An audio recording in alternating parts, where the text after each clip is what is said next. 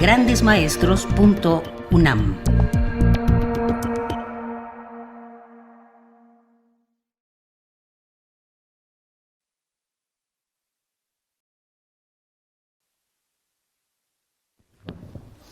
Pues muchísimas gracias por estar aquí, los que están aquí y ahora, y también muchas gracias a los que no están aquí, pero están ahora. Al comenzar estas sesiones de reflexión en torno a la actuación, citaba yo un proverbio renacentista que quisiera recordar, porque pues lo que es un hecho es que nos queda esta sesión y no sé qué tanto podamos avanzar, pero pues la idea era abarcar más. Sin embargo, esto, pues bástele a cada sesión su afán. El proverbio decía, que cité: no el mucho saber harta y satisface al alma, sino el gustar de las cosas internamente.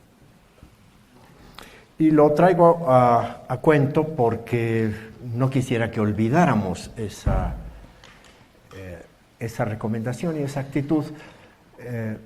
Nos hemos demorado al paso que hemos ido, lo que ha impedido que fuéramos abarcando más materia, y bueno, pues se nos va a quedar mucho pendiente, pero no importa, no el mucho saber harta y satisface. Espero que el gustar internamente lo que hemos reflexionado sea más importante. Por otro lado, lo más probable es que el legado de estas sesiones, de este reflexionar juntos, sea mucho más nuevas preguntas, o preguntas que reformulamos. Nos iremos de aquí con preguntas más que con respuestas.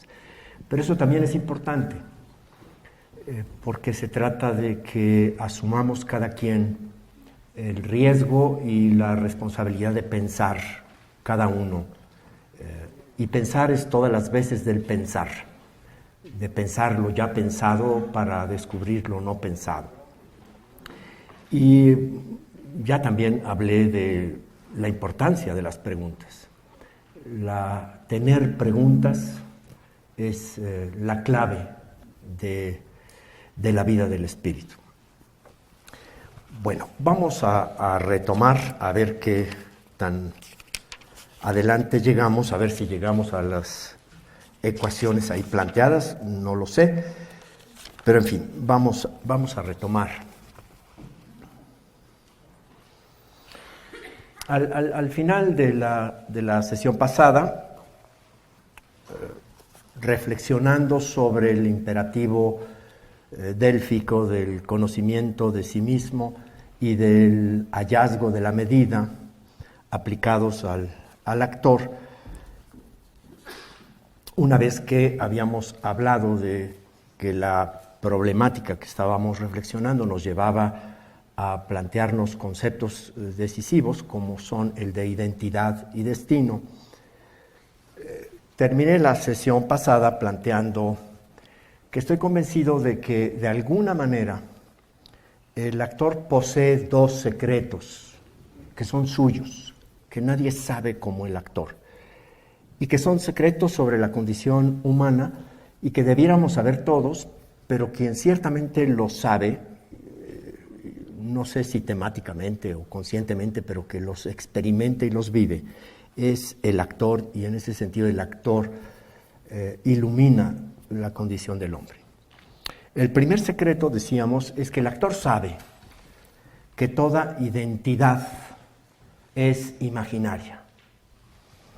Los demás vamos por la vida creyendo ser quienes pensamos que somos, como si esto fuera una realidad. El actor es un profesional de la identidad imaginaria. Y entonces hablamos de la imagen, de qué cosa es una imagen, y de la transfiguración del mundo. Nos quedamos al plantear el segundo secreto. El actor sabe o experimenta como nadie que el sujeto gramatical de la pregunta ¿quién soy? El sujeto que pregunta ¿quién soy? Es un estado de ánimo. Es un estado de ánimo de donde brota la pregunta ¿quién soy? Es importante saber esto porque la pregunta atañe a aquel que pregunta. De aquí que varios pensadores hayan coincidido en afirmar que el principio del conocimiento es una afección del espíritu o un estado de ánimo fundamental, que es la angustia. El punto de partida es un estado de ánimo angustioso que entonces pregunta cabalmente, ¿quién soy? En un libro prodigioso sobre el alma o sobre el espíritu o sobre la experiencia o la aventura espiritual de Santa Teresa de Ávila, un libro que es Las Moradas. Al principio del libro dice Santa Teresa que ha sido conminada por órdenes superiores a escribir un libro en donde cuente su aventura espiritual y que entonces pues no encuentra cómo, ¿no? Y que ha estado rondando y ha estado sentada pensando, etcétera, y no hallando cómo, se puso a hacer oración y entonces acudió a ella una imagen. Y esa imagen es venir a considerar que el alma, que es de lo que va a hablar, es como un castillo de diamante o de puro cristal, dice ella, en donde hay muchas moradas. Pero desde luego hay una puerta. Y entonces se detiene a considerar y dice, ¿cuántos trabajos padece el que se decide a entrar, el que se decide a cruzar la puerta? Y entonces aquel que se ha animado, porque muchos finalmente no se atreven y se regresan, aquel que ha pasado por esos trabajos para entrar, finalmente se anima a entrar y entonces dice Santa Teresa, lo primero que lo asalta es el miedo. Ya veíamos cómo en las primeras lecciones de Stanislavski aparece este concepto en aquel que se aventura en la actuación y que es lo que él llama el pánico escénico, o ya referíamos ese principio del saber que planteaba Kierkegaard en el Tratado de la Angustia, o en Ser y Tiempo, lo mismo Heidegger plantea el inicio fundamental de esta pregunta en la capacidad de asumir y de transitar y caminar la inicial angustia a la que sucumbe el que se atreve a entrar a su interior. Cabría preguntarnos, ¿miedo a qué? No. De un lado es miedo al mundo, pero tal vez, como decía Fromm, más cabalmente se trate de un miedo a la libertad. Ser libres da miedo.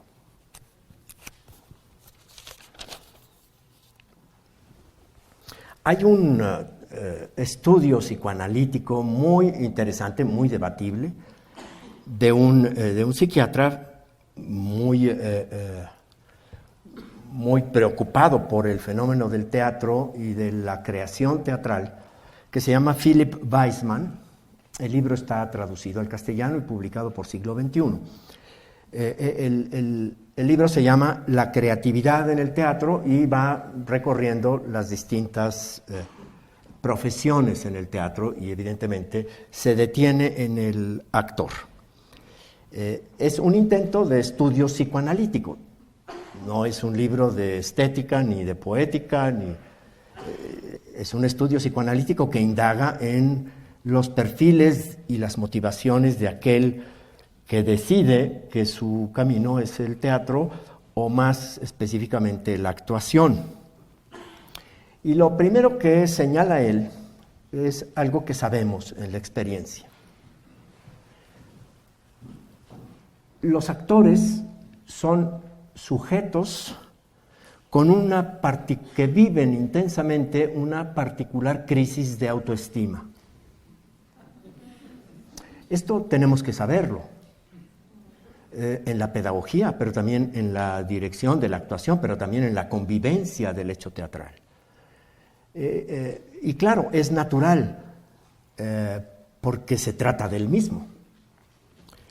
Pero en su perspectiva psicoanalítica, evidentemente, este asunto de la autoestima como decisiva en la vida de un actor tiene que remontarse al análisis o a la referencia a los episodios de la muy remota infancia. Ahí hay algo, hay claves que pueden explicar esta zozobra de autoestima con la que trabaja el actor. Porque la paradoja del concepto de autoestima es que consiste en la capacidad de estimarme a mí mismo, de tener una idea de mí mismo con estima, mucha o poca. Pero el actor parte de ahí su posible seguridad o su zozobra o su crisis, diríamos. Está en cuestión. En efecto, el actor es un sujeto en cuestión. Y la autoestima, en su paradoja, es algo que fundan los demás. Lo que yo resulto como autoestima, es decir, lo que yo termino estimando de mí, es algo que fundo en los demás. Desde luego, en la infancia remota, esto depende de los padres.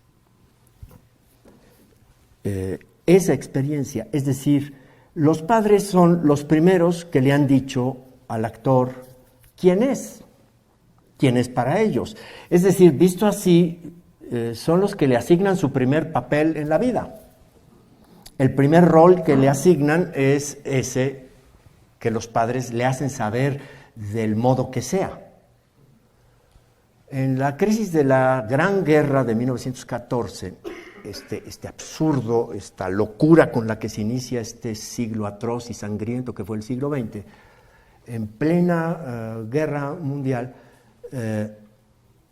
Primera Guerra Mundial, Freud escribe una reflexión en torno a la guerra desde su perspectiva psicoanalítica y dice que las guerras no se acabarán hasta que los seres humanos dejen de traer hijos no deseados al mundo. Hay algo de verdad en esto. Porque un hijo no deseado, ¿cómo sabe que no es deseado? Más allá de todas las eventualidades. Tener un hijo es una tarea tan mayor que la naturaleza, que es piadosa, nos da 9 meses para prepararnos. Para asimilarlo, para encontrar eso en el corazón. Pero una criatura que llega a sus padres va a recibir el mensaje de quién es para ellos y si es alguien deseado o no es deseado. No porque se lo digan o no se lo digan, sino porque se constata como una primera experiencia en esta asignación del rol que tiene que fundar la autoestima. Toda vez que como también lo plantea Freud, la vida propiamente comienza con un trauma terrible, un trauma cruento, que es la separatidad. Nacer implica ser cruentamente separado, no solamente expulsado, sino cortado, para entrar en ese estado de vulnerabilidad y de zozobra que es esa criatura recién nacida. Y esto lo experimentamos todos. Por eso la separatidad está allí también, en la clave remota de estas crisis de autoestima. Y entonces propone Weissman 2 síndromes que en realidad coinciden en cada actor. o en cada actriz. ¿Qué lleva a los actores a interesarse por el teatro, a sucumbir al deseo peligrosísimo, terrible, de querer ser actores? Desde su perspectiva psicoanalítica, toda distancia al respecto, ¿no?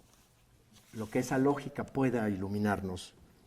Y entonces reconoce dos impulsos que llevan a unas personas a querer ser actores. Y esos dos impulsos los plantea con dos figuras. A una le llama el narciso y a la otra la máscara. En el análisis, que no me voy a detener demasiado en él, porque si no ahí me quedo, él nos hace ver, y es cierto, que en realidad son las dos caras de la misma moneda. Es decir, que en todo narciso hay una máscara y en toda máscara hay un narciso. Pero de alguna manera, estos síndromes nos hablan de una original insatisfacción en relación a la propia autoestima. El narciso, pues, es aquel que ha llegado a la convicción de que en él, en ella, se halla un prodigio digno de detener el tráfico, de detener todas las cosas, de apagar todas las luces, de mantenernos callados, de aventar el 5000 porque vean la maravilla. Es que yo soy alguien que hay que ver, ¿no? Que hay que admirar. Y sí, ahí está, por más modestias que hay una convicción que lleva a un impulso exhibicionista también, de mostrarse, de ver, de mostrar ante los demás la maravilla que soy, el prodigio que yo soy, y que es esto extraordinario, y por lo tanto es digno del escenario, es digno del mirador, es digno de la atención detenida de los demás. El otro síndrome, que es el contrario, y no olvidemos que en uno está el otro también, está la máscara. Alguien que está profundamente insatisfecho de su propia identidad, de lo que supone ser, de su propia vida. No se gusta, no le gusta su vida. Entonces quiere ser otro, quiere vivir otras vidas, unas intensas, unas que valgan la pena. Y entonces va a esconderse detrás de la máscara, que quiere decir persona, que es el personaje, para vivir esa vida que sí vale la pena, para ser otro que no sí mismo porque no se gusta, y entonces acude a la actuación también para hallar otra dimensión porque la suya propia no le gusta, no le satisface. Ahí están estos síndromes, los vemos, ¿no? Estos que llegan de pronto al teatro, o estas que llegan, y traen diríamos, el complejo, psicoanalíticamente hablando, porque es complejo, de Cenicienta, ¿no? Es que espérense, ¿no? Espérense cuando vengan a probar los zapatos, ¿no? Aquí yo soy la princesa, la heroína, ¿no? Lo que pasa es que tiene que venir un hada que me toque con una vara mágica, ¿no? Y entonces a veces el maestro de actuación o el director es el que posee la varita mágica que te va a tocar para hacer ver a todos que tú eres la mujer que busca el príncipe. O también están los patitos feos, ¿no? Bueno, así como me ven de feo, espérense, ¿no? Espérense. Ya verán cómo de aquí se despliega la majestuosidad del cisne. Sí, todo esto sucede. Esto está en esta zozobra. No me pienso detener más en esto se da. Y se da al interior del que ingresa en el camino de la actuación como un desgarramiento interno, como un combate interno. Yo veo en todos los aprendices de actuación, los alumnos de las escuelas de actuación o los que empiezan, veo este combate, Dentro de él se debate la lucha entre su máscara y su Narciso. El combate lo tiene que ganar uno de los dos. Y los resultados son diversos. Yo aquí me aventuraría a decir que el mejor actor o la mejor actriz salen del triunfo de Narciso. Claro, todo con medida, porque hay unos excesos. Pero ciertamente es la batalla de la autoestima. Finalmente, la reconciliación consigo mismo. Ese sabio descubrimiento que proviene de asomarme al abismo de mi propia miseria, esa de la que vengo huyendo, y encontrar que allí está mi fuerza y mi capacidad de transformación para que la máscara se convierta en Narciso, es lo que va a dar después a luz a un actor seguro en esta crisis de la autoestima. Pero también analizar esto o aceptar esta visión psicoanalítica nos puede explicar también la urgencia que implica el arte de la actuación, la indispensabilidad de la acción de actuar para aquel que es actor. Porque miren, no le pasa igual a otros artistas o a otros quehaceres de la humanidad. Un actor se muere, pero entra a escena. No hay nada más importante que una escena. No hay nada más importante que la función sea hoy. Esto está detrás de ese principio fundamental, valiosísimo de la sobrevivencia del teatro contra todo, que los ingleses han sabido expresar también con la expresión "the show must go on". La función no se interrumpe. Bueno, hoy en día un poco más, pero entonces es que, como decían nuestros maestros, los de mi generación, solo hay una manera de no llegar a función o de no llegar al ensayo, solo hay un justificante, y ese es el acta de defunción. Es decir, es un asunto de vida o muerte. Esto solamente se explica si lo fundamos en este origen de esta crisis. Es importante entenderlo. Pero también es importante entender la paradoja que entraña si en el síndrome de uno y del otro, en realidad lo que está viendo es una cierta fuga de la propia realidad. Porque la paradoja consiste en que aquel que entró a escena huyendo de sí mismo, se va a topar con la sorpresa, con el asombro de que en el centro de la escena lo esté esperando aquel de quien huía. Porque el personaje, para el actor, es el único capaz de decirle quién es. Un actor sabe de sí mismo aquello que de sí mismo le ha dicho el personaje.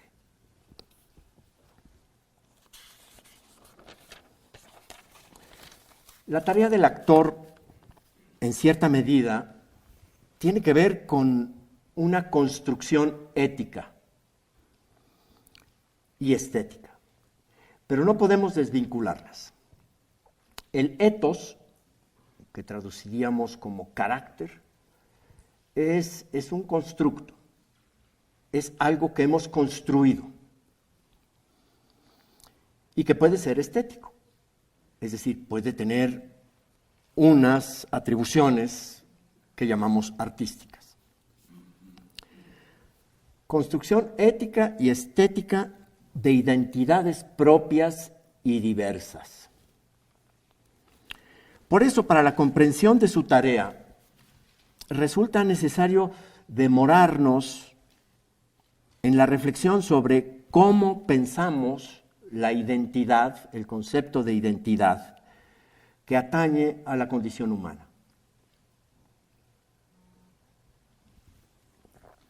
Entre las diversas proposiciones del pensamiento que pueden ayudarnos a comprender la condición del actor a la luz de la mera condición humana, tanto como a la mera condición humana iluminada por la poética del drama, yo encuentro una elocuente y poderosa afinidad con un pensador y con una filosofía, que es la de José Ortega y Gasset.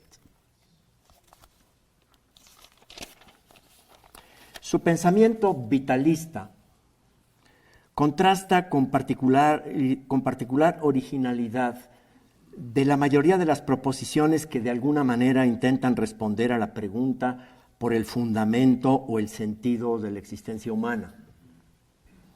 Había dicho contundentemente Leibniz, nihil sine ratione est, que podríamos resumir o traducir. Todo tiene una razón de ser. ¿A qué razón entonces se acude para explicar este dilema? En la diversidad de proposiciones de la historia del pensamiento, lo que sí encontramos es diversos intentos de fundarse en diversas razones. Hay una razón pura, y esto da lugar a los idealismos. Hay una razón práctica, y esta da lugar a los empirismos. Hay una razón histórica y da lugar a los historicismos. En el vitalismo de Ortega, vitalismo suyo, distinto a otros vitalismos, pero también vitalismos como el de Nietzsche, el de Spencer o el de Bergson, Ortega opone a estas razones otra, a la que llama una razón vital. Hay una razón vital. Es decir, no hay otro para qué de la vida que la vida. La afirmación resulta importante para la valoración del teatro porque lo consideramos el arte de la vida. Por eso el pensamiento de Ortega nos ayuda a iluminar, porque entre otras cosas se nutre mucho de la consideración del concepto de drama.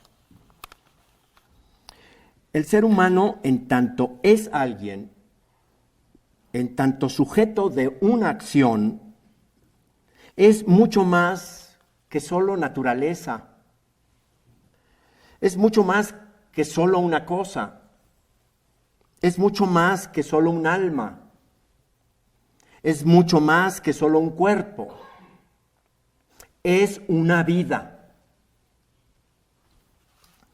Dice Ortega, el hombre no es otra cosa sino un drama. Y aquí se vale de la poética de Aristóteles, que es el que formuló al teatro como arte dramático. La palabra drama viene de la palabra dórica drao, que quiere decir acto.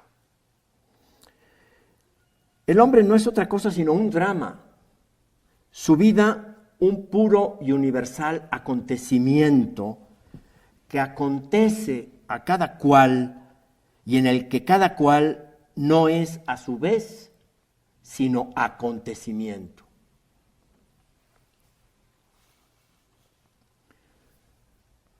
La vida consiste, o la existencia consiste, humana, en dos cosas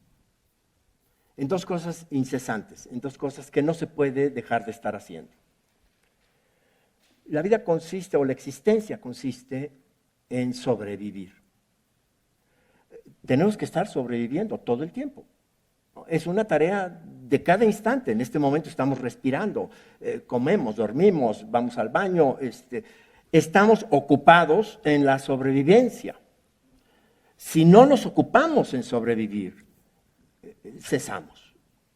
La sobrevivencia es una tarea incesante y de todos.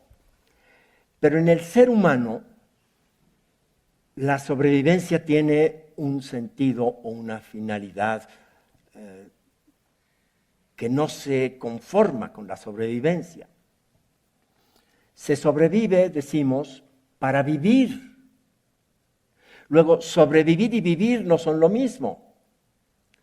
Sobrevivir es esa inevitable obediencia al medio. El que no se adapta al medio no sobrevivirá.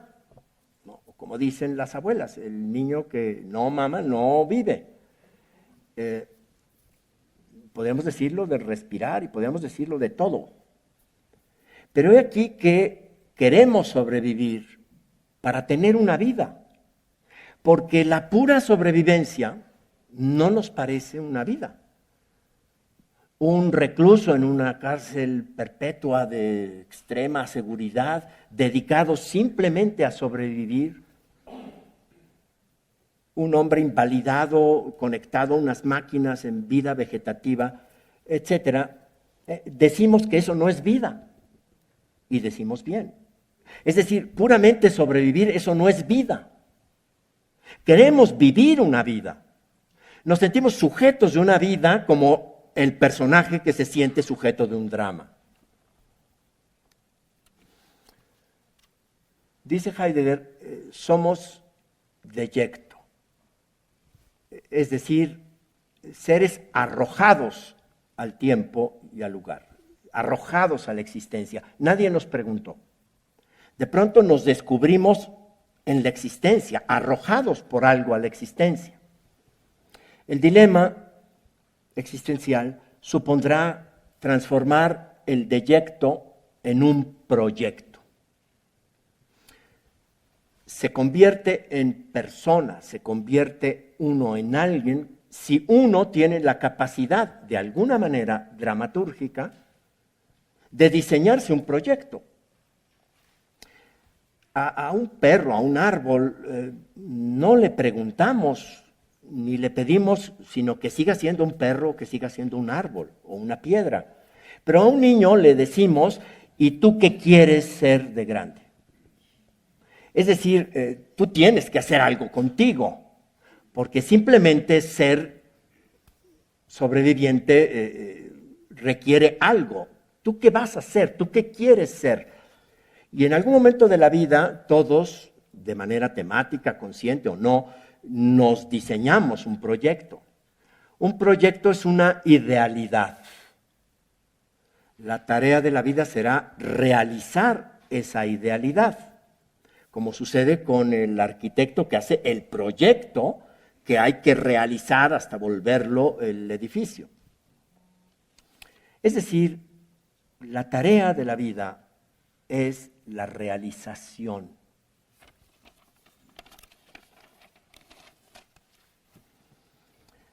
Por lo tanto, la condición, mucho más que ese debate entre su inmanencia o su trascendencia, a esta luz se nos plantea como una dinámica incesante. Existir, vivir, es una dinámica. Por eso Schopenhauer se burlaba de Hegel, que tras la debacle agnosticista de Kant nos había dejado sin absolutos, y Hegel propone un absoluto, entre otros, que es el Estado, ¿no?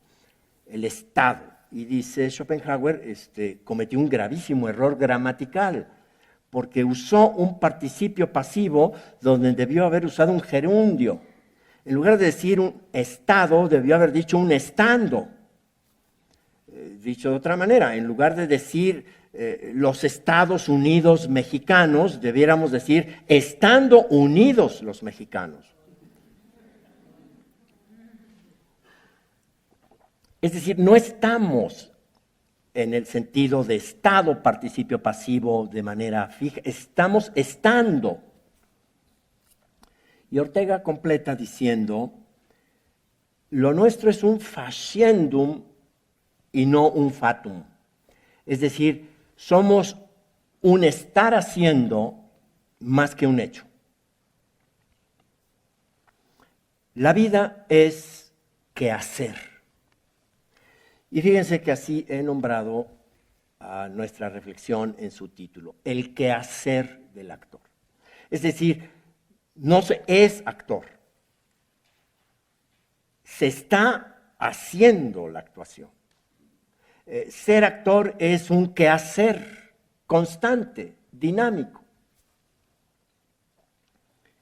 Decía Ortega que él no está de acuerdo en la definición de que el ser humano es el animal racional. No es el animal racional, dice Ortega, porque esa es una utopía muy optimista. Vamos camino de la racionalidad.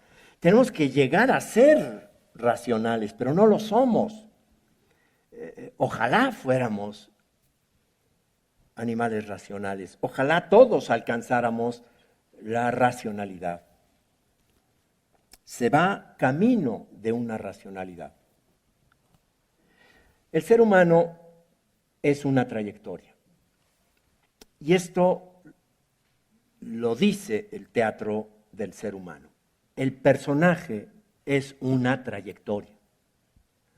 Por eso, en los análisis que propone Stanislavski al actor para estructurar el personaje en ese otro segundo tratado después del actor, el trabajo del actor sobre sí mismo, cuando plantea el trabajo del actor sobre el personaje, es central el concepto de entender al personaje como una trayectoria. ¿Por qué? Porque es el personaje de un drama. Pero también el ser humano es una trayectoria. Ya había citado a Schopenhauer, que dice contundentemente: lo único que sabemos es que estamos vivos, apenas, todavía.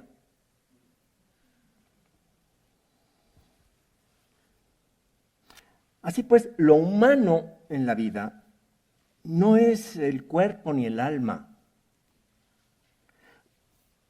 Nos tocó este cuerpo y esta psique. La vida es el acontecimiento que esto de que hemos sido dotados se va a convertir en sujeto de una peripecia, de un drama y su destino,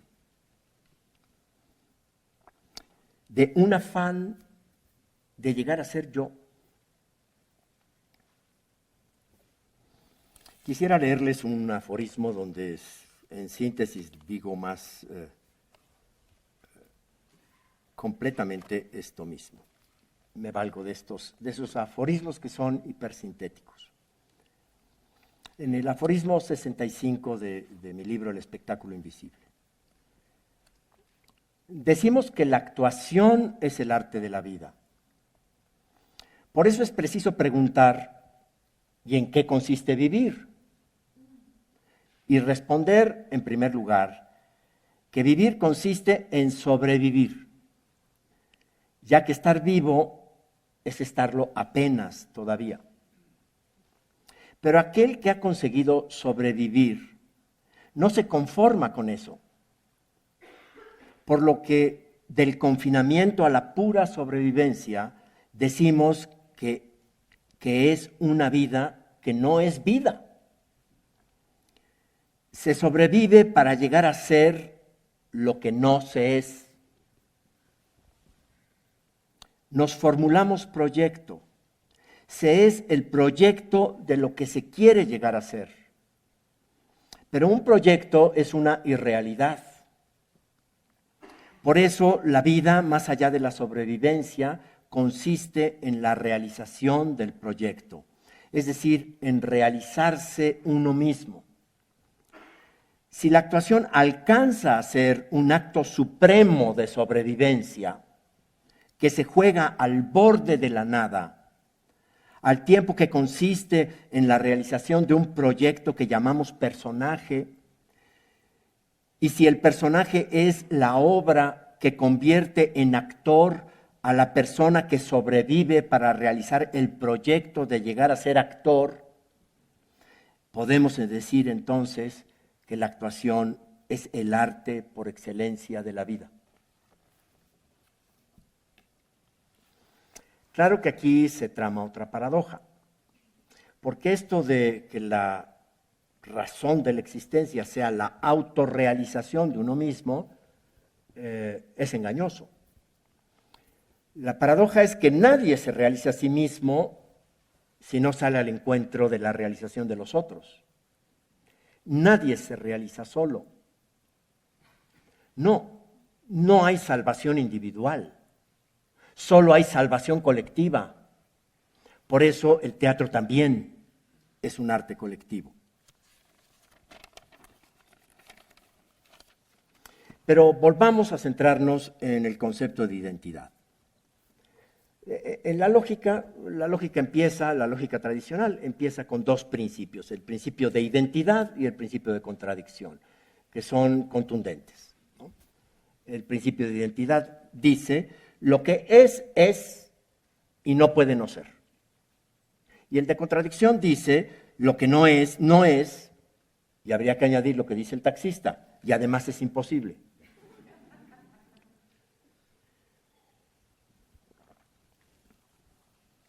Hay en el diálogo de Platón, el sofista, un parlamento interesante al respecto.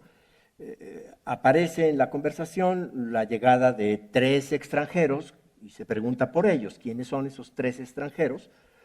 Y entonces uno de los dialogantes responde, cada uno de ellos es otro que los otros 2, pero él mismo es lo mismo para sí mismo. Ahí está el principio de identidad. Desde los tiempos de Anaximandro, eso se formuló en una ecuación que no es otra cosa que la representación figurativa gráfica de un concepto, que es ese A igual a A al que yo añado la coma de una prima. A es igual a A prima. Este es el principio de identidad desde los tiempos remotos del pensamiento. Cabría la tentación de pensar que es una tautología, A es A, pero no.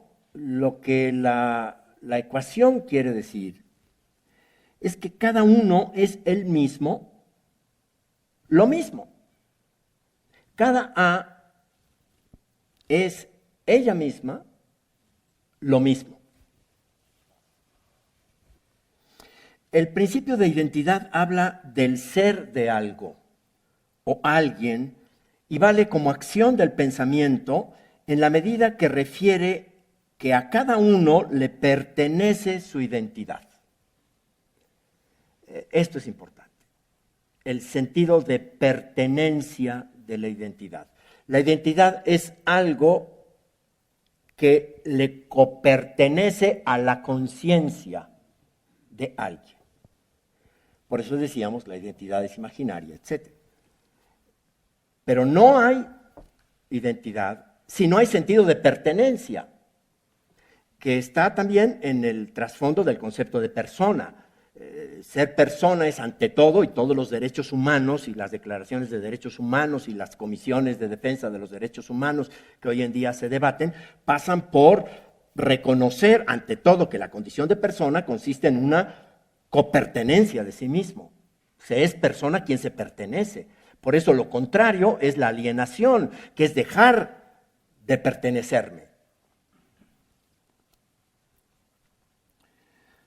La unidad consigo mismo, que se posee como identidad, es una unidad que se concibe, que se imagina, que se construye y que se reconoce.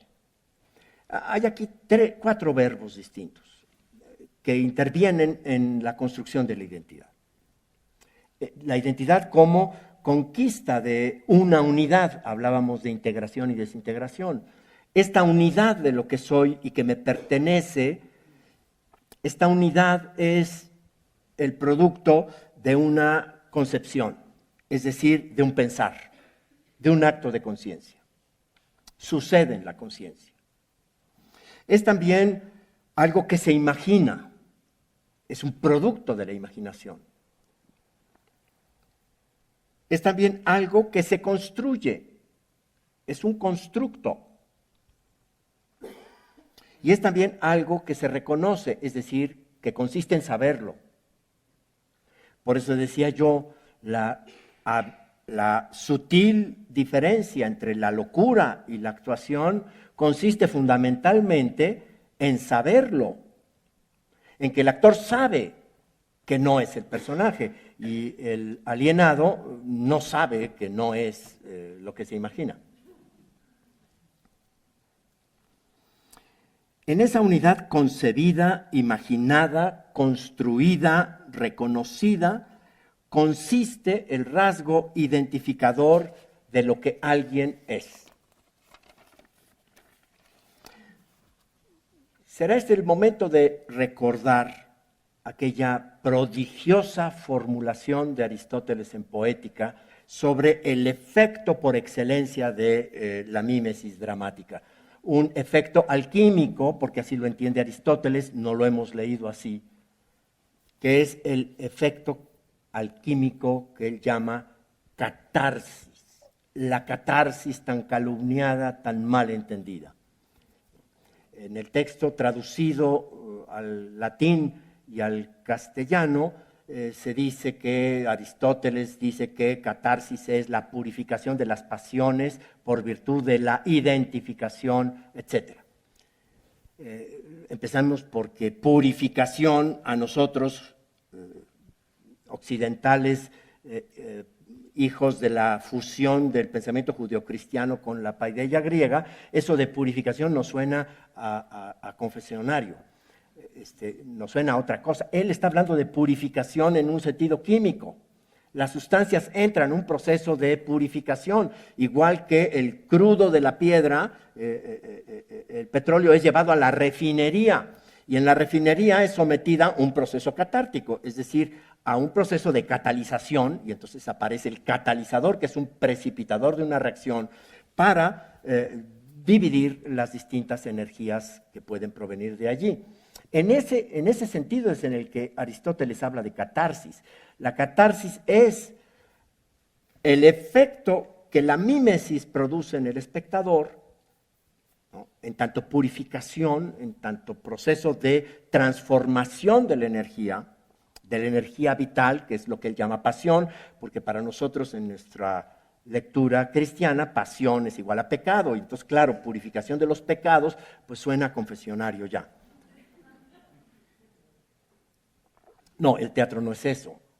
El teatro es un laboratorio de experiencia existencial donde el espectador cataliza, es decir, precipita sus reacciones vitales por virtud, dice Aristóteles, de un proceso de conciencia que se llama identificación, en donde es posible la identificación entre la ficción y la realidad. Eso es la catarsis. Identificar, que está en consecuencia con el sentido de identidad, identificar es descubrir siempre tramada la oposición entre semejanza y diferencia. No hay identificación si no implica al mismo tiempo la semejanza y la diferencia. Esto va a ser fundamental en la aproximación del actor con el personaje, en la realización de los castings. Los castings se hacen buscando semejanza, no sé. No, la identificación procede por virtud de hallar el discernimiento entre semejanza y diferencia. Y esto es lo que pasa con el niño o la niña que alcanza la identidad sexual, que se identifica y entonces se sabe semejante a papá y diferente de mamá o al revés. Pero es también lo mismo que sucede en la identificación de la nacionalidad, que es ser mexicano a diferencia de que es ser yucateco. Perdón. O la identidad de clase, que implica la conciencia de clase. Es siempre un debate entre diferencias y semejanzas, o de credos, etcétera. Es decir, la identificación es un ejercicio constante de discernimiento entre semejanza y diferencia. Y este proceso identificador es el sustento del pensamiento analógico que está en la base de la consideración de lo que es la poiesis en este pensador que ha inaugurado este discurso sobre las posibilidades del teatro como arte dramático o como poiesis. La clave es que este proceso identificador, que esta construcción de identidad de la que estoy hablando, no sucede en la autonomía solitaria de la persona. No se da allí. Siempre sucede frente a alguien. No hay identidad, sino hay frente a quién. La existencia exige un testigo. En el teatro, en el actor, este es el indispensable, el espectador. La dependencia de esta construcción es tremenda en la relación actor-espectador. No, esto no se da sin el espectador. Lo cual me lleva a una sentencia también muy antigua del origen del pensamiento, esta vez una sentencia enigmática y tremenda de Parménides, que dice: lo mismo es en efecto percibir que ser. Según esto, lo que de por sí entendemos como distinto, la acción de percibir y la acción de ser, en el proceso de identificación son lo mismo. Como lo dice contundentemente Berkeley y más contundentemente Otto Strauss. Ser es ser visto. Y eso justamente es el teatro. Nadie es en el sentido de la identidad si no es visto por alguien. Llegar a ser exige ser visto. Es este el proceso de acceso a la dimensión ontológica que nos hace decir que el actor es el personaje. Llegará a ser el personaje por virtud de que alguien lo está viendo. Es decir, en la creación del personaje están implicados de la misma manera el actor y el espectador. Y claro, definitivamente, el actor no es actor si no es visto. Es este espectador el que lo pone en la dimensión de lo que es. Ya la palabra teatro lo delata. Teatro quiere decir mirador. La palabra teoría en el origen quería decir contemplación.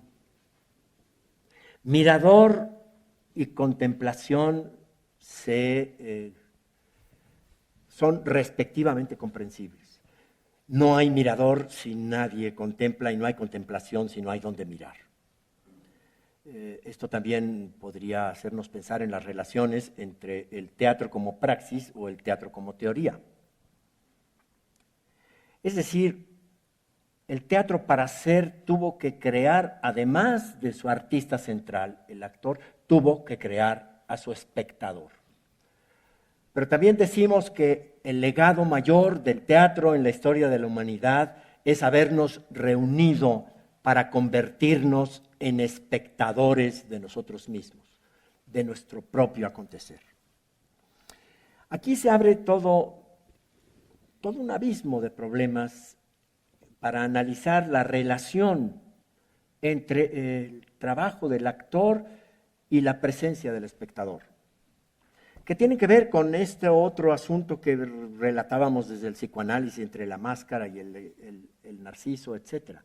Es decir, este punto sensible del trabajo del actor que depende, que está en la relación viva del espectador. Es ahí donde hay que entender la propuesta stanislavskiana de la cuarta pared. ¿Qué es la cuarta pared? ¿Qué es la cuarta pared cuando está frente a los espectadores? Esto que decía Brecht para hacer la diferencia entre Meyerhold y Stanislavski, decía Brecht que Stanislavski hace todo el esfuerzo, todo lo posible, todo el trabajo de la actuación, todo el trabajo de la puesta en escena para que el espectador se olvide de que está en el teatro y entonces sucumba a una comparecencia de la vida. Y Meyerhold hace todo lo posible, incansablemente todo lo posible, para que el espectador no se olvide en ningún momento de que está en el teatro. Las dos posturas son válidas, evidentemente son distintas, pero están tramadas y relacionadas justamente con este asunto de cuál es la relación entre el escenario, entre el actor, el trabajo del actor y el espectador. Hay un texto prodigioso de Diderot que quisiera citar, leerles un fragmento. Es un texto poco conocido porque en las reflexiones sobre el teatro de Diderot y concretamente sobre el actor, conocemos más difundidamente ese prodigioso texto que es La paradoja del comediante, pero la hondura mayor de sus textos sobre la actuación no están solamente allí. La paradoja en realidad es una ética del actor. Su poética de la actuación está en el artículo de la enciclopedia sobre el comediante, pero sobre todo en las conversaciones que siguen al texto de una comedia que escribió que se llama El hijo natural, al que le siguen unas conversaciones sobre la comedia. Y ahí es donde entra realmente en la profundidad del enigma. Sería apasionante dedicarnos un tiempo mucho mayor a las consideraciones de Diderot sobre la actuación en estas conversaciones. Sin embargo, ahora lo cito simplemente para entender este asunto de la relación actor-espectador. Se trata de un caso que él cuenta. Él está de alguna manera disfrazado en uno de los personajes que intervienen y es en una familia en el interior de la provincia francesa. En una familia ha muerto un hombre enormemente estimable y querido por muchos, por la familia, etc. Y esta familia y sus amigos más cercanos han sucumbido a una pena enorme por esta muerte, están sufriendo muchísimo y entonces uno de los familiares, el hijo, propone como terapia hacer una representación de la presencia de ese hombre que se les ha ido, y entonces hace un texto e invita a la familia a representar episodios de la vida de este hombre para celebrar su presencia, porque el teatro trae a la presencia. Y entonces hacen una representación a puerta cerrada en la familia, para ellos mismos, donde cada uno se asigna un papel. La mayoría de ellos son ellos mismos, pero llaman al amigo íntimo a que él haga el personaje del padre muerto. Y entonces Diderot, que tenía cita con el dramaturgo, que es el hijo, llega sin aviso y nadie responde a la puerta, porque están ocupados en este acto íntimo de terapia de su propia representación. Y entonces este personaje, que es Diderot, no se queda en la puerta porque no es así él, y entonces se cuela furtivamente y se mete por un pasillo hasta dar con un lugar en un pasillo entre la cocina y la sala donde está sucediendo la representación, y desde ahí, a través del cristal de una puerta, presencia lo que está pasando en la sala, que es esta representación de la que se tratan las conversaciones. Les leo el párrafo que me importa, con el que llega a la escena final, ¿no? Que es la aparición del personaje que ha muerto, representado por su amigo. Aquel anciano, el amigo, entró en el salón como Lismond había entrado la primera vez, cogido del brazo por Clerville y Andrés y ataviado con la ropa que su amigo había traído de su encierro. Pero no bien apareció, al presentar aquel momento de la acción a la vista de toda la familia, a un hombre al que acababan de perder, y que le había sido tan respetable y querido, nadie entonces pudo contener las lágrimas. Dorval lloraba, Constanza y Clerville lloraban, Rosalía ahogaba su llanto y desviaba la mirada. El anciano que representaba a Lisimond también se emocionó y se soltó a llorar inconteniblemente. El dolor, pasando de los amos a los criados, fue general y entonces, claro, la obra no pudo concluirse. Se soltaron a llorar como locos y no pudo. Y entonces las conversaciones siguen discutiendo esta experiencia y entonces dice Diderot, es que no se puede. Es que si no hay espectador, uno sucumbe a la pena de lo que representa en su intimidad y no hay ante quién comparecer para verificar la peripecia y entonces la comedia no puede seguir, la comedia no se da, nos hundimos en una pena terrible. Lo único que saca a flote la comedia es saber que hay un espectador.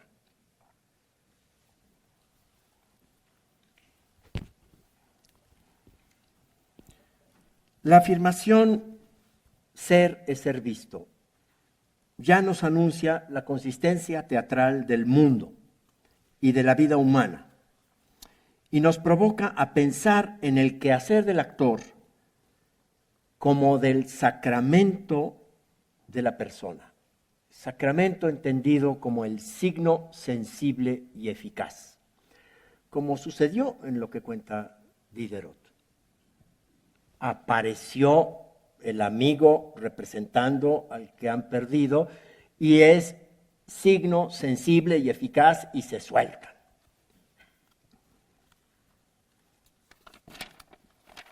¿Qué asignaturas del pensar sobre la actuación implica la consabida afirmación de que el arte del actor consiste en personificar? En la poética, Aristóteles propone un análisis morfológico de los constructos que integran la estructura del drama. Esta vez en el único tratado sobreviviente, que es el de la tragedia, pero podemos inferir que sería aplicable también a la comedia. Los constructos que integran la estructura del drama son el mito, el ethos, la dianoia, la peripecia, el aparatus, la melopeya y la trama, por citar los que él pone.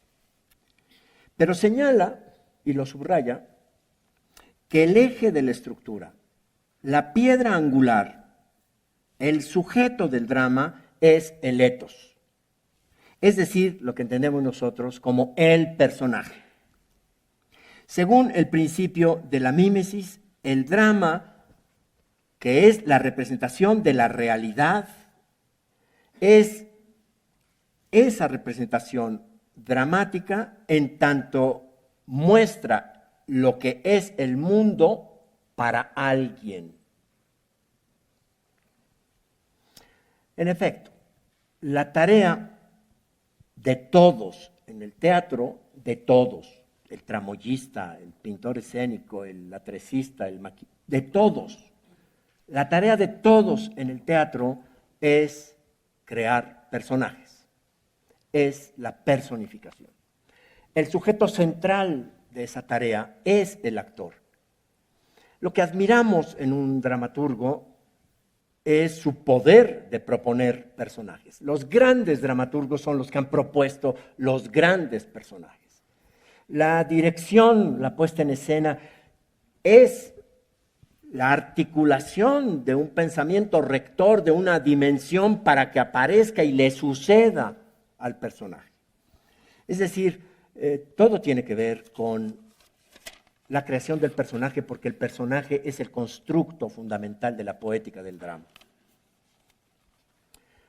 Por eso también entendemos en el enigma genealógico del teatro que el drama surge justamente ahí, ¿no?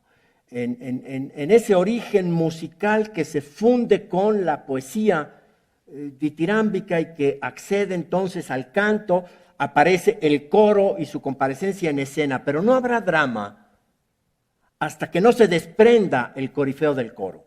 Es decir, el drama empezó cuando del coro se desprende Dionisos y entonces aparece el primer actor, que es Tespis, que encarna a Dionisos para entrar en el diálogo con el coro. En efecto, hasta que no hay personaje, no hay drama.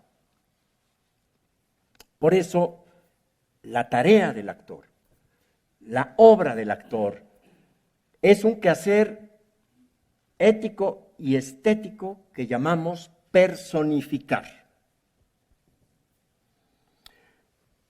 Pero personificar puede ser muchas cosas y es importante que lo consideremos. Porque personificar puede ser, en un sentido, en algún momento, diríamos, en el realismo, caracterizar. Entonces, personificar es caracterizar. Caracterizar aquí como lo que deviene de la palabra de este fundador de la estética teatral realista, que es Aristóteles, del ethos. El ethos como el constructo, es decir, lo que hoy en la modernidad llamamos el carácter, que es una complejidad, el resultado de una complejidad. Es decir, no es un rasgo, no es unilateral, es el conjunto de virtudes, de defectos, de circunstancias, etcétera, que dan por lugar, como fruto, un ethos, un carácter. Algo que para Aristóteles es claro cuando lo menciona en Poética, porque siempre Poética hay que leerla en relación a los otros textos, justamente habla del ethos como la piedra angular de la poiesis dramática, frente a lo que él ha tratado en otros tratados profusamente, que es el concepto de temperamento. No, ethos no es el temperamento. El temperamento es un ingrediente que va a formar parte del ethos. Hoy en día a esto se ha dedicado con hondura toda la teoría psicoanalítica, toda la psicología profunda, a indagar justamente en esto que entendemos como el carácter, y que, como ven, está formulado de origen desde la teoría del drama. En efecto, eso que llamamos el carácter es el resultado de un proceso, es un constructo. Para Freud será muy claro, el carácter de alguien, que además él fija en una edad muy temprana, casi fatalistamente, es el resultado de cómo le fue a uno con los traumas.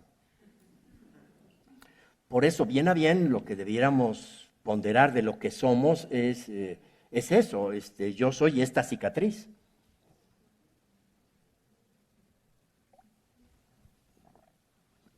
Y están ahí todas las teorías de la personalidad que abundan en este concepto que se nos olvida. Tiene su origen en la formulación de la teoría del arte dramático, en el comprender lo que la persona es en tanto carácter, una complejidad que es propia del realismo. Pero la personificación del actor también podría moverse fuera del realismo. El que una cosa sea realismo o no realismo no le da una mayor jerarquía estética. Depende del cómo. Pero en los no realismos, evidentemente sería un error intentar caracterizar. Imagínense a un actor que está audicionando, que es llamado para ser James Bond, ¿no? E intenta caracterizarlo, ¿no? Imagínense el terrible horror y error, ¿no? Está besándose con la muchacha y de repente viene un balazo y se cubre con la muchacha y cae derrumbada la muchacha y James Bond se suelta ahí a llorar y a deprimirse. O llega James Bond y dice, no me prestas, es que no me alcanza, no tengo... No, James Bond no es un carácter. No se puede personificar como un carácter, es un error gravísimo. Lo que en cambio exige un realismo, ¿no? En los no realismos, la personificación consiste en tipificar, no en caracterizar. Y también es un arte, el arte de la tipificación, el virtuosismo del actor que sabe tipificar. Pero el actor llamado a la exigencia de personificar a través de la tipificación tiene que entender que la tipificación no es una sola cosa, porque no hay toda una diversidad, por mencionar algunos aspectos. Es decir, no es lo mismo un arquetipo que un estereotipo, ni esto que un prototipo, ni esto que un tipo tópico, ¿no? Hay toda una diversidad que implica la dramaturgia en cómo está planteado la asignatura de personificar. El actor tiene que ser un virtuoso de este análisis y de esta diferencia para poder moverse en las diversas tonalidades de las ficciones realistas o no realistas. En todo caso, personificar como arte es crear al personaje. Y nadie da lo que no tiene. De donde el actor ha de ser alguien dedicado a su autoconstrucción. Llegar a ser persona es la asignatura ética. Ética en el sentido del constructo, del ethos, del que hablamos. Es decir, el sujeto de sus actos, que para el mundo de Sófocles es la capacidad de ser responsable de mis actos, ¿no? Que ese es el ethos libre, aquel que es capaz de hacerse responsable de sus actos. Es un actor profesional aquel al que se le puede asignar la responsabilidad de la actuación. Es decir, uno es un profesional cuando resulta responsable de lo que hace y hay un testimonio que atestigua que es responsable. Eso es lo que quieren decir los títulos universitarios. Es decir, la comunidad recibe de la sociedad la misión de certificar que un sujeto es responsable del bisturí o de la trepanación de un semejante. Y entonces obtiene una licencia profesional para entrar a un quirófano, no cualquiera, o para recetar un diagnóstico, una prescripción. Hay algo que ampara como sociedad que alguien es responsable, que alguien puede ser responsable. Esto a Molière le preocupaba mucho, porque por eso la comparación entre el actor y la medicina.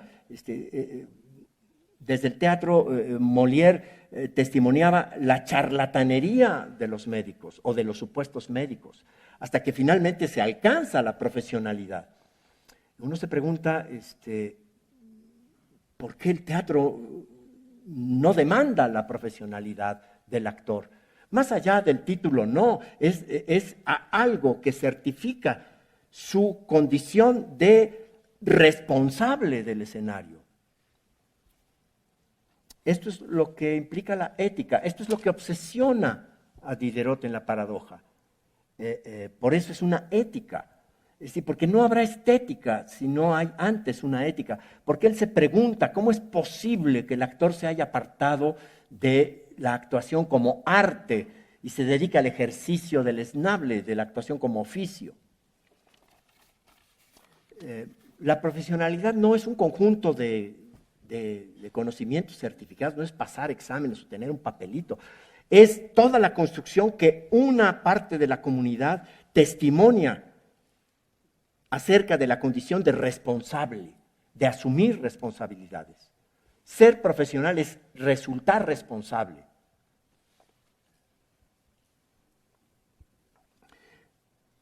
Pero vayamos aún más en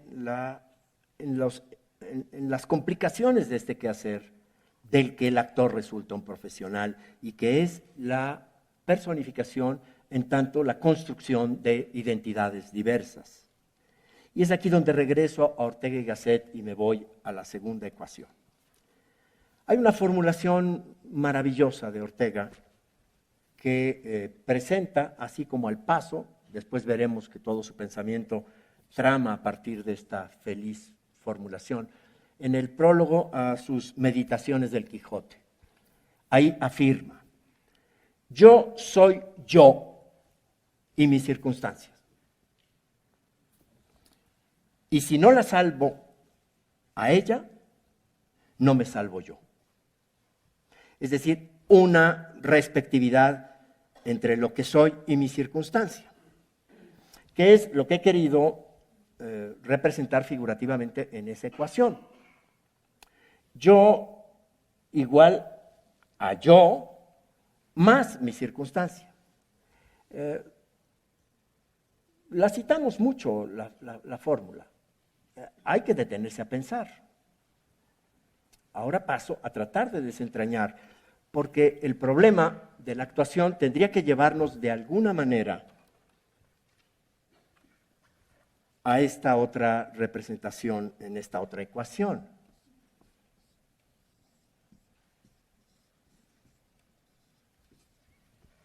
¿Cómo llego a ser yo soy él o ella? Que esa es la actuación. Ahí hay todo un problema de pensamiento.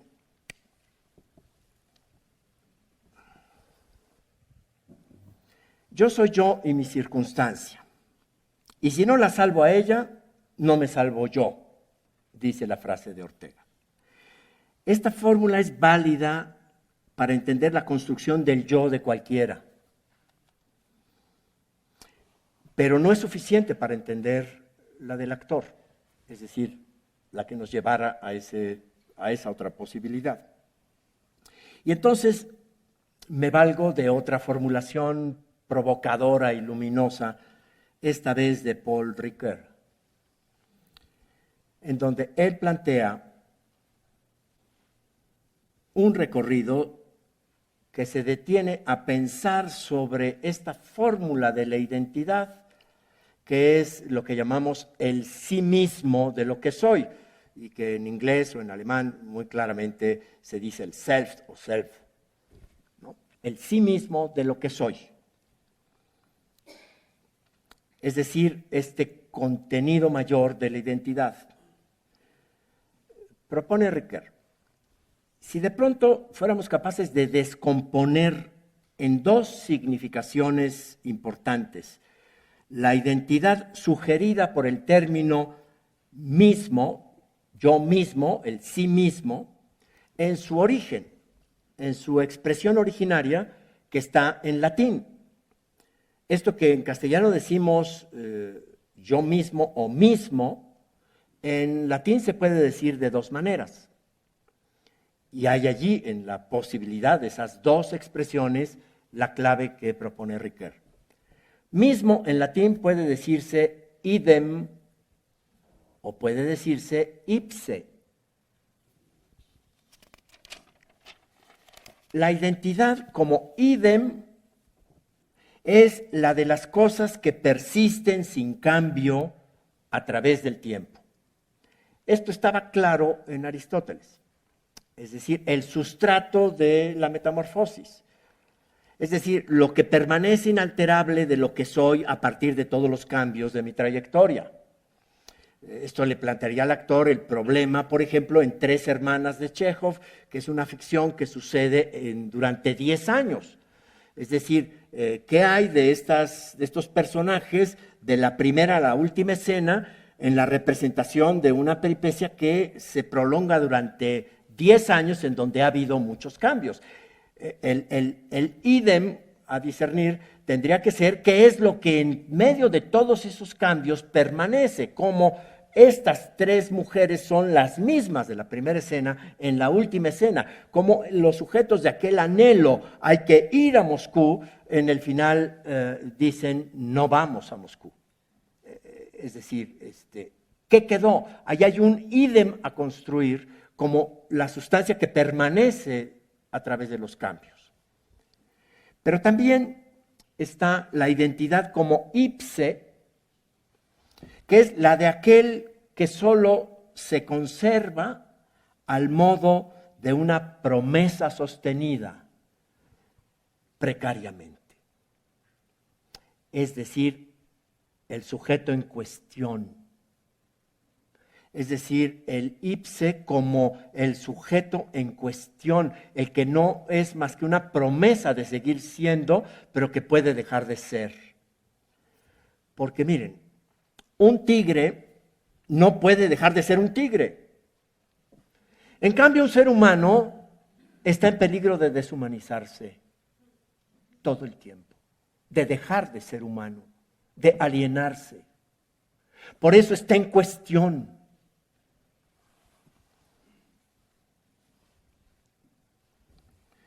En el actor opuesto dialéctico enfrenta al sí mismo frente al otro. Esto que ahí pongo, el yo o el él o ella. Si el otro, distinto de sí mismo, se dice de múltiples formas, entonces es necesario repensar la antigua dialéctica de lo mismo enfrentado al otro, de donde el cómo de la expresión propuesta, de sí mismo como otro, ilumina la condición del actor. Porque ahí otro, en el cómo, otro puede significar un vínculo mucho más estrecho que cualquier comparación. Es decir, comparación cuando dije discernimiento de semejanza y diferencia. De sí mismo en cuanto otro. Yo llego a ser yo mismo en tanto soy otro. Eso es ser actor. De sí mismo en cuanto otro, me parece a mí una prodigiosa definición de actuación. Pero implica todo un proceso. Si dije que la construcción de la identidad era un asunto de pensar, de imaginar, de construir morfológicamente y de reconocer, a lo mejor la ecuación o la fórmula de Ortega nos pueda iluminar. Lo primero que yo noto en la ecuación es que hay dos yos. Hay un yo que pregunta y hay un yo que responde. No pueden ser el mismo porque sería una tautología insoportable. El yo que pregunta no es el yo que responde. El yo que pregunta es el que está en cuestión. Es el que no sabe lo que puede pasar, porque puede pasar así o puede pasar asá. Es el que está en el dilema. Es el yo por ser. Porque miren, por viejos que estemos, los que estamos viejos, ya no digamos los jóvenes, hay cosas de las que podemos salir de una manera o de otra y lo que está en cuestión es quién resulto. ¿No? Hay una parte de mí que está en cuestión. ¿No? Ese es por el que pregunto, es el que necesita preguntar. ¿Quién puedo ser yo? Por eso responde el otro yo. Ese otro yo es el yo que irremediablemente he sido. El que ya no puedo negar, el que tengo atrás de mí, o el que nací, o el que ya vivió así, es el yo irremediable y fijo. Y entonces el yo que yo puedo ser, tiene que contar con el yo que ya he sido, más mis circunstancias. Pero también la palabra circunstancias habría que entenderla. Porque pareciera que las circunstancias las comprendemos de la siguiente manera. Somos el resultado de lo que nos ha sucedido. Es decir, que nací en tal año, en tal familia, en tal país, que estudié acá o que tuve esta oportunidad o no. Es decir, nos concebimos determinados por las circunstancias que nos tocaron. Esta es una manera determinista y yo diría que casi fatalista, que no nos ayuda para nada para entender la actuación.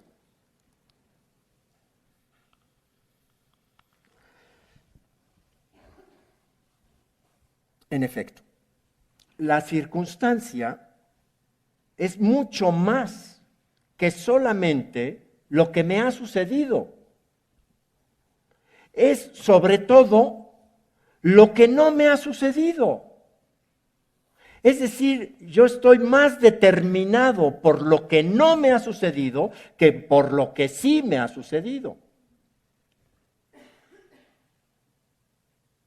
Yo soy mucho más el que no nació en Alaska o en Finlandia que el que sí nació en México.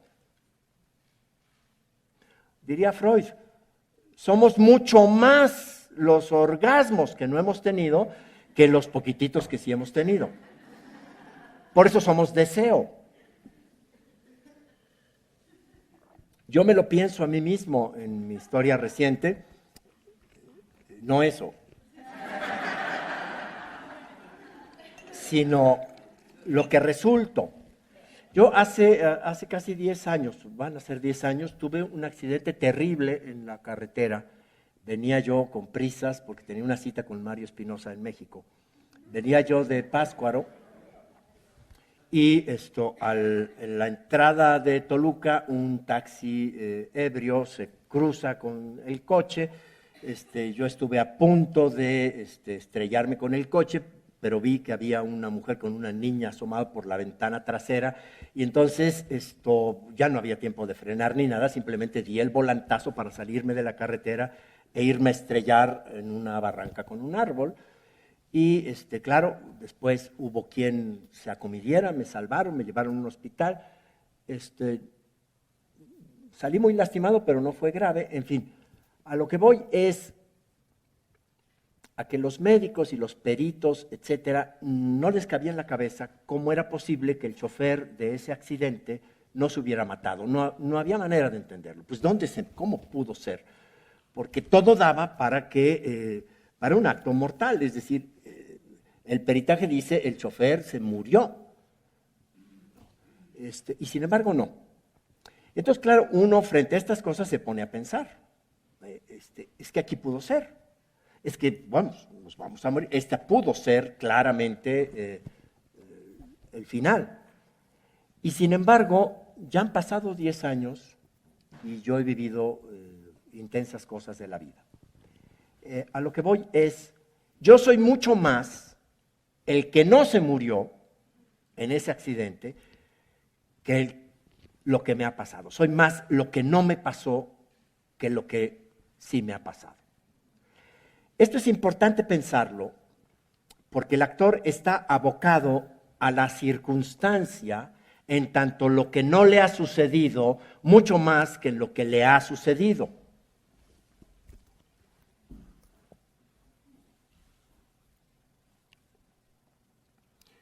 Hay una formulación maravillosa de Hegel en un momento de contundencia sintética en donde, tratando de definir la realidad como dinámica, dice, la realidad es la posibilidad de lo que sigue.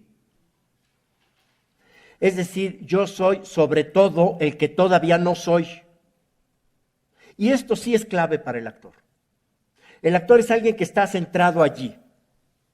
Él es mucho más el personaje que aún no es, el que no ha sido.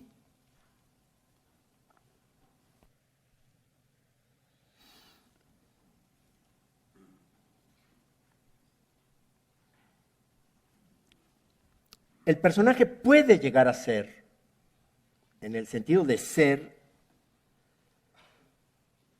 por virtud de la encarnación del actor, solo a condición de que el actor neutralice sus circunstancias en tanto lo que sí le ha sucedido.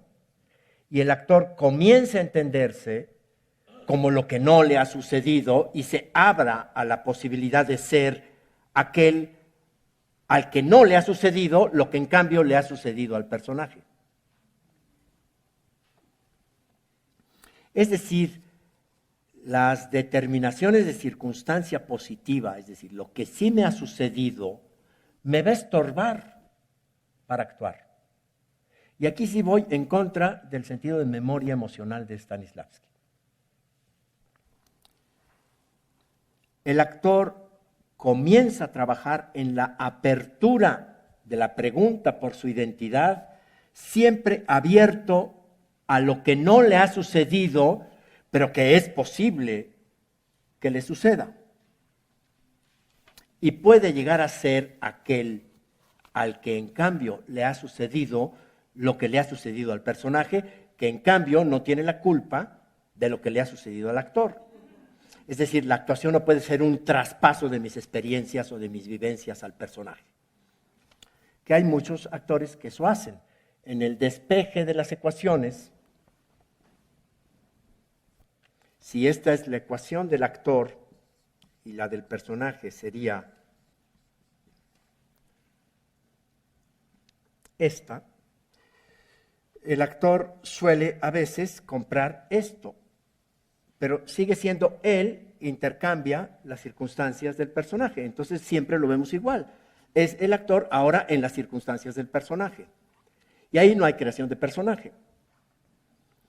Hay un modo muy habitual de actuar, ¿no? Y entonces son esos actores que siempre vemos idénticos, asumiendo las circunstancias del personaje, pero sin posibilidades de cambio. Es decir, la potencia no está en la pregunta, en el yo en cuestión, el que yo puedo ser porque no estoy acabado.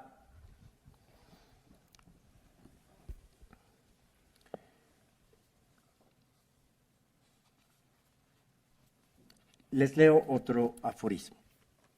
Esta vez el aforismo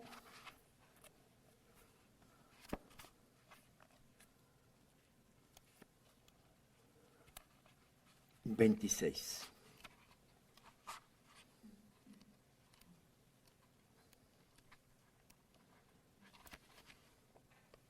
La conciencia del yo impide la actuación porque fractura la situación. Ser el personaje es sobre todo aprehender una situación tal como está dada antes de que el yo la convierta en un tema. Al ponerse en situación del personaje, desaparece el yo del actor y aparece la vida de la escena, que nunca comienza en el yo, sino en lo otro. Por eso el actor eficaz no trabaja con temas, sino con tonos, es decir, estados de cosas, es decir, situaciones. Dije en otro momento que actuar es entrar en situación. ¿Qué es situación? Y sobre todo, ¿qué es situación dramática? Situación es un estado de cosas, que si sigo a Schopenhauer, pongamos el gerundio.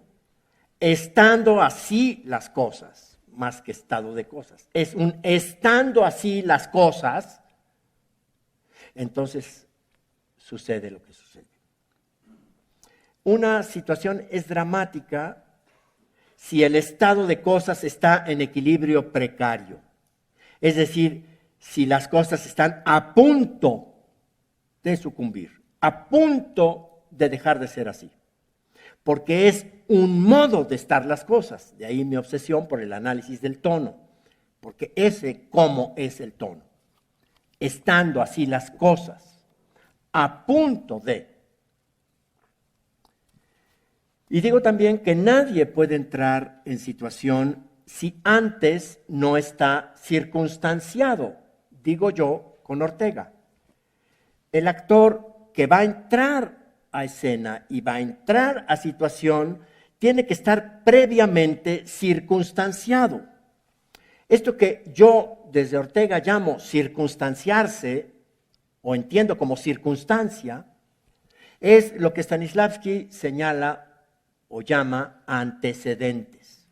Yo prefiero hablar de circunstancias que de antecedentes. Y entonces sabemos que la construcción dramatúrgica de la circunstancia remota del personaje es la que funda su carácter. El trabajo de circunstanciación remota produce el carácter. El de la circunstanciación mediata lo dota de lógica. Y el de la circunstanciación inmediata produce el estado de ánimo. El personaje entra a escena lo mismo que el nadador sale de la alberca. ¿Cómo sale de la alberca el nadador? Pues con la alberca encima, empapado. Y no sale y ya está seco, sino tiene que pasar un tiempo hasta que deja de estar mojado. Es decir, el personaje entra a escena empapado de la circunstancia inmediata, y eso es lo que llamamos estado de ánimo, pero también la objetivación, diría Stanislavski, el por qué entra. Ya dije que el actor no trabaja con datos, trabaja con impresiones. ¿Qué quiero decir con esto? En la construcción de la circunstanciación remota, la mediata o la inmediata, el actor indaga. Esa es su tarea, y su tarea dramatúrgica, digo, porque va a hacer aquello que no ha hecho el dramaturgo, ni tiene por qué hacer el dramaturgo. Es decir, el dramaturgo es el autor de la decibilidad del personaje, es decir, el autor de los parlamentos, de la verbalización, de lo que dice el personaje o de lo que el personaje es en tanto lo que dice o dicen de él. Pero nosotros sabemos que todo lo decible proviene de un indecible y de eso no es autor el dramaturgo. Pero el actor tiene que entrar ahí. Es aquí la clave, yo llamo indecible a aquella clave que Stanislavski señaló a aquel actor cuando le decía, no le hace el texto, lee el subtexto. Y luego le plantea este recorrido a lo remoto, a lo mediato y a lo inmediato. Y entonces, de pronto los actores en la dramaturgia que hacen de lo remoto del personaje, etcétera, etcétera, escriben una novela de Solá, que no les sirve para nada, ¿no? Porque el actor no trabaja con datos. Pero también nos olvidamos de otro precepto stanislavskiano, cuando hablando de esto, Stanislavski le dice al actor, busca, encuentra las claves de los determinantes mínimos, no máximos, los mínimos, aquellos sine qua non, con esos hay que trabajar. Ahora, el hallazgo de esas claves que dotan de carácter, dotan de lógica o producen estado de ánimo, no son datos.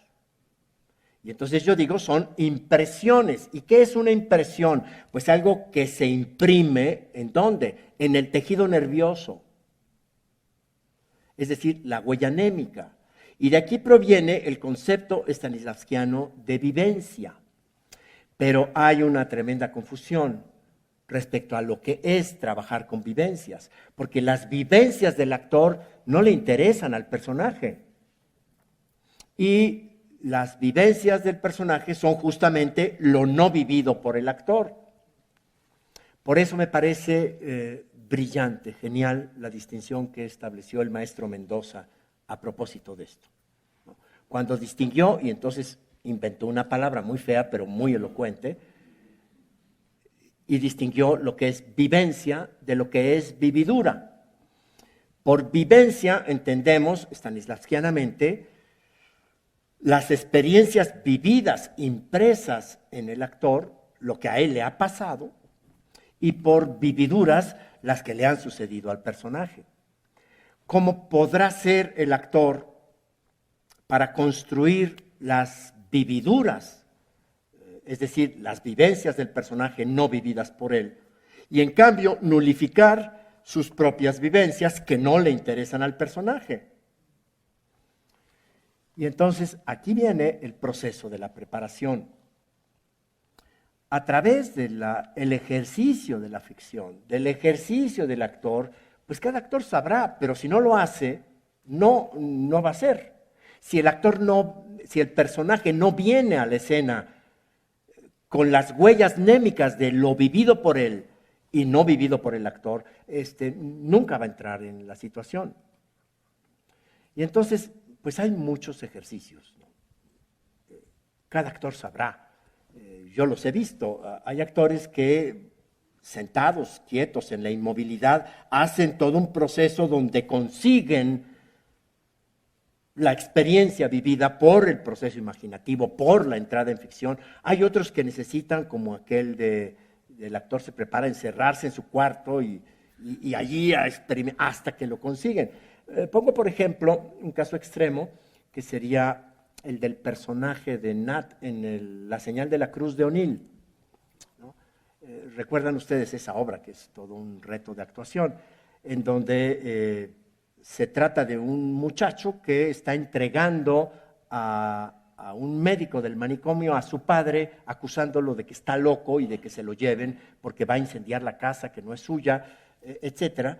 Y su padre es un marinero, y está en la discusión con el médico para convencerlo de que está loco y hay que llevárselo atado a un manicomio. Y se va el médico, que queda de regresar en unas horas o en unos minutos, y resulta que entra y está la hermana que ha escuchado la conversación y le pregunta: ¿por qué haces eso? ¿No? Y se trata de un muchacho al que le falta el brazo izquierdo. El motor lógico, digamos, la circunstanciación mediata del personaje es la experiencia vivida de que el padre, que es marinero y que lo quiere hacer todo un hombrecito, lo obligó a subirse a un barco, y yendo en el barco lo sacó a la cubierta cuando estaba el barco muy agitado, y de pronto el oleaje lo saca por la borda, cae en el mar el muchacho y las olas lo avientan contra el arrecife. Todo esto lo va a contar el personaje, y el mar y el arrecife le arrancan el brazo. ¿Qué vamos a hacer? ¿Qué hace el actor? ¿Le cortamos el brazo? ¿Qué hace? Si el personaje no ha vivido ese accidente, si el personaje no ha vivido no tener el brazo y haber vivido ese trauma, que es el motor de su venganza, por el que va a llevar a la acusación para que se lleven al padre, ¿cómo se puede actuar eso? ¿Qué hacemos con el brazo? ¿No? Es un asunto de destreza, de truco, de ver cómo se ve que no tengo brazos y brazos. El brazo, si no le está sucediendo al personaje, no importa cómo lo escondas o si lo escondas, no importa si el espectador lo ve, el espectador puede entrar en la convención. Lo que sí tienes que estar convencido de que esa persona, a ese personaje le ha sucedido esto. ¿Qué hace el actor? Bueno, aquí estaría la asignatura mendocina de la vividura.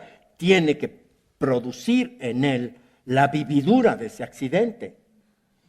Y así lo puede hacer en la quietud o no en la quietud, o se encierra en su cuarto y entonces, a ver, la cama es la barca y entonces esto es el mar, y entonces hace la acción y se cae, no, todavía no. Y le da hasta que un buen día dice: ya, ahora sí, ya lo tengo, ya lo conseguí. Y entonces lo imprime. Y es a eso a lo que va a acudir cuando entra a escena, potenciado por esa experiencia.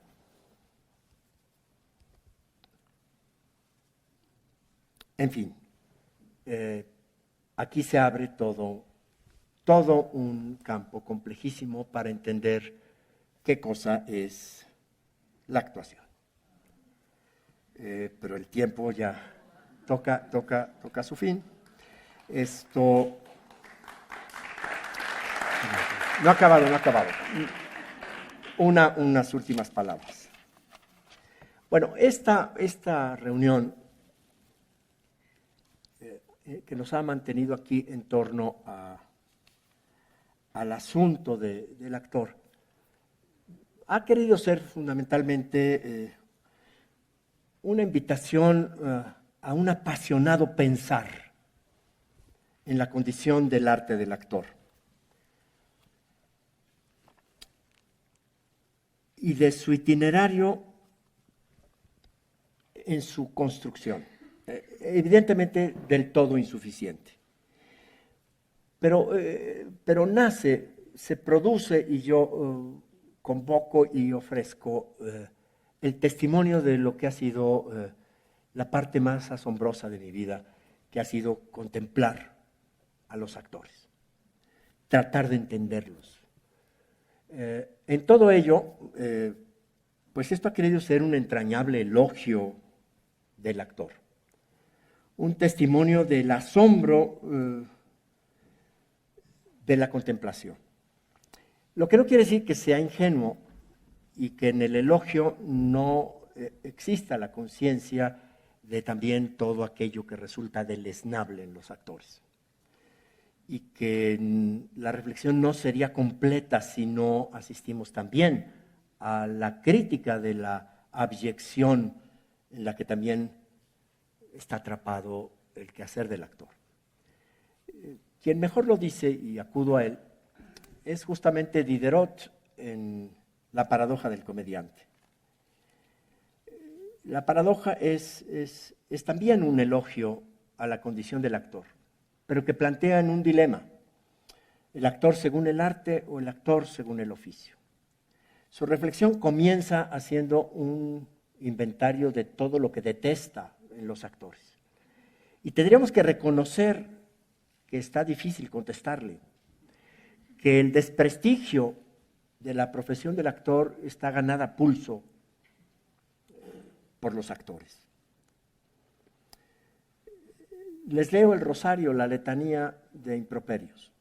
Dice Diderot que los actores son ridículos, cáusticos, fríos, fastuosos, disipados, disipadores, interesados, aislados, vagabundos, vanidosos, insolentes, envidiosos, presuntuosos. Están excomulgados, dice. ¿Creen que las huellas de tan continuo envilecimiento pueden ser nulas y que pueda un alma ser tan firme como para sostenerse a la altura de Corneille? ¿Cómo se atreven?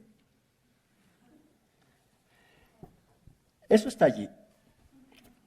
Y sin desconocer eso, también los invito a otra consideración de una reflexión entrañable producida en México por el más grande crítico de la lengua castellana que dio el siglo XX y que es una especie que ya no existe, que fue don Enrique Díaz Canedo, que gracias al exilio y al padecimiento de esa terrible guerra civil y a su exilio en México, tuvo que dejar España y venir a vivir sus últimos años aquí y fundar con Alfonso Reyes el Colegio de México, entre otras cosas, pero también varias editoriales.